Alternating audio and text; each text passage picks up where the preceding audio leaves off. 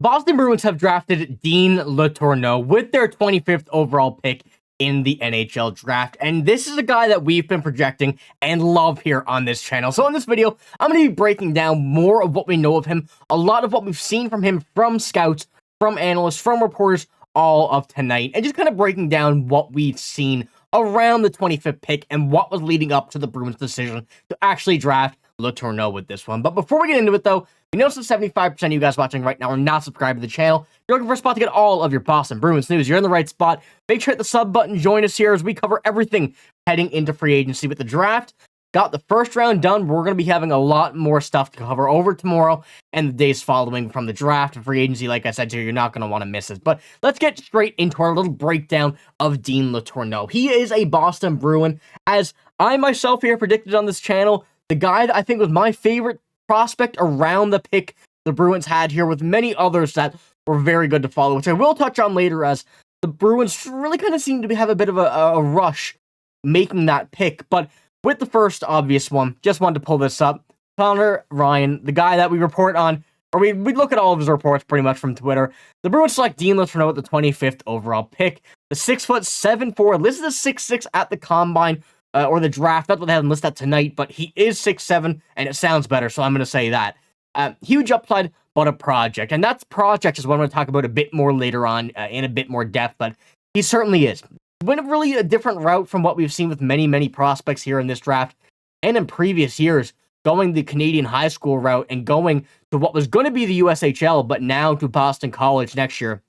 I really think that was a tipping point as to why the Bruins decided to go after him. I think it's a point where the Bruins seen that they can keep a close eye on him locally, as well as kind of get the atmosphere, the feel for what it's going to be like to play with a Boston Bruins fans in this house around the city and stuff like that, and really accompany that Boston Bruins mindset for years to come before he actually does end up being a Boston Bruin. But a project is absolutely something that he's going to be.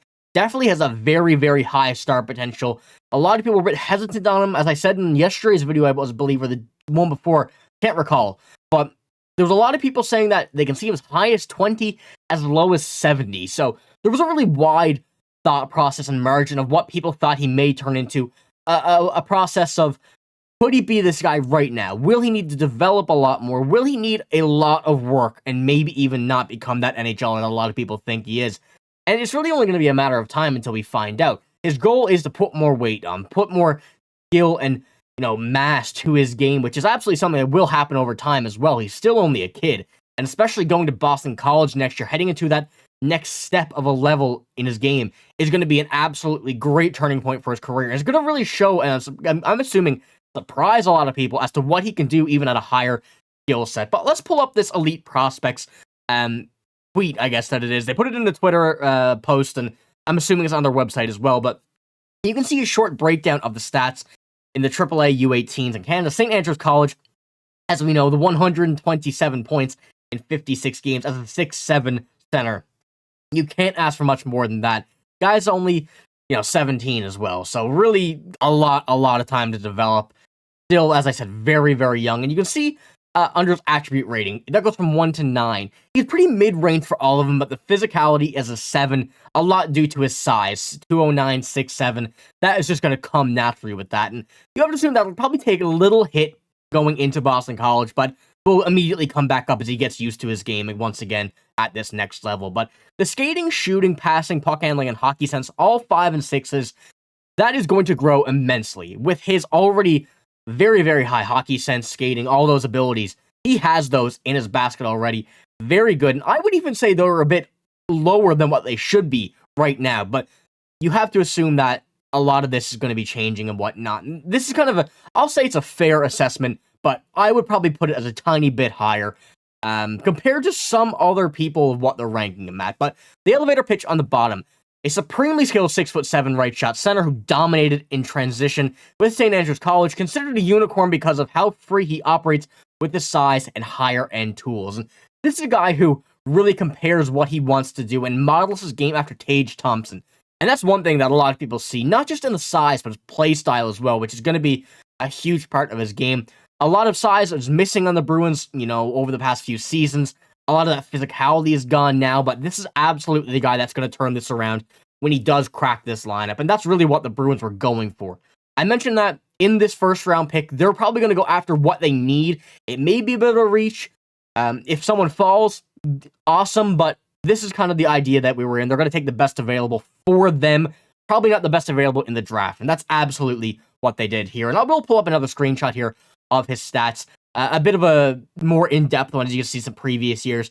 Really caught that wave last season with St. Andrews, and I'm only assuming that he will continue that in this upcoming season with Boston College, as you can see on the bottom. So the Bruins do have his rights the entire time at Boston College. He can go to, I believe, development camps, but can't go to training camp or rookie camp when he is in the NCAA. So we're not going to see him too much in the Bruins uniform yet in the Bruins scenario, but it's going to be a lot of learning to do before he gets to that point, which I am not complaining about. You can only get better from the point he's at now, and that's something I'm really excited to see when he does, head into the rookie camp, the preseason, the training camp, and whatnot with Boston College, with the Bruins, and wherever he may be in those times. But I'm going to pull up what picks we had around Dean Letourneau. Liam Greentree was a guy that I was thinking they probably would have taken, depending on what Utah did, depending on what the Islanders did, who ended up taking Cole Eiserman, and Montreal taking Michael Hage, who I also spoke about in yesterday's video,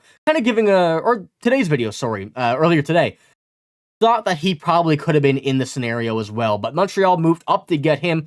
Paul Baudouin seemed like he was going to be the Boston pick, but ultimately Utah took him.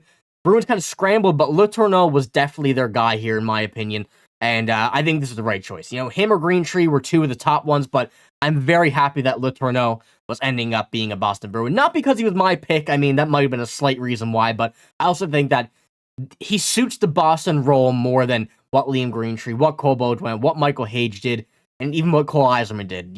They wanted size. They were going for size. That really pointed all signs to Letrouneau, but there was a lot of people in this draft who were, the right size for the Bruins. Over 6 foot, over 180 pounds, with only going to be putting on more muscle and whatnot at these age and their future endeavors wherever they're going to play beforehand. And as I said, Letrouneau, perfect opportunity for him. But let's pull up another screenshot here from Ty Anderson on Twitter. Kind of just another little deeper breakdown from the draft pick when he was picked. Bruins draft 6'7" Letrouneau. Big project. Played at prep school. A lot of questions as to whether or not he will, or his scoring will translate against better competition. He'll be at Boston College this fall. So Ty Anderson, continuing on what we were kind of discussing a moment ago, will his game translate to the next level, I guess we could say? Coming out of a prep school, going to Boston College. Boston College is a prime opportunity for him to learn, develop. Great coaching there, great mentorship, great team, great players. And surrounding yourself with that only makes yourself better. So this is why I'm very happy that Letrouneau will be in this whole system and around this whole city and everything. So we also have one more here from Steve Ellis. Dean Letourneau off to Boston, so the Bruins will be able to keep a close eye on the Boston College forward. Another reason why I'd say they took him, as I said, to keep a close eye on him. But 6-foot center who dominated the prep school game this year.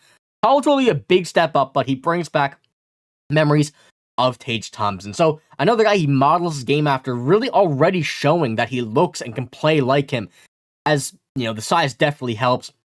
Tage Thompson, an incredible player, and if we can see a Tage Thompson on the Boston Bruins in Dean Letourneau, that's all you can ask for. You really get the right pick there, and as all of these guys said in every single one of those tweets, and many, many more, which I couldn't feature them all in this video, but he's a big project, and I think that's why the Bruins wanted him close to home, being able to mentor him even when he's not on the team yet in Boston College. They have an incredible staff over there, as I said, and they're going to be able to put their work in with them, and the Bruins will eventually after as well. But a lot of stuff coming out of just day one of the draft, and we're going to have a lot more tomorrow.